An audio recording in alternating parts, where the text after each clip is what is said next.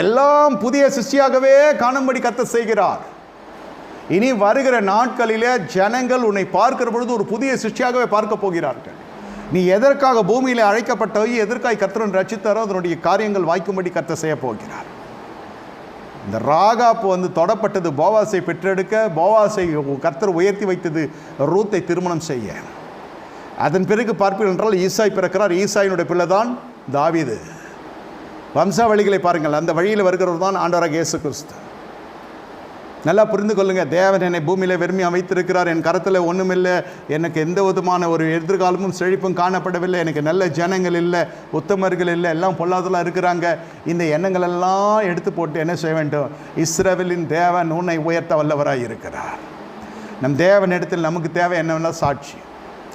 அந்த நமக்கு தேவனிடத்தில் தேவைப்படுகிற சாட்சி என்ன? கர்த்தருக்கு பயந்து வாழ்ந்தால் அது சாட்சியாக மாறும்.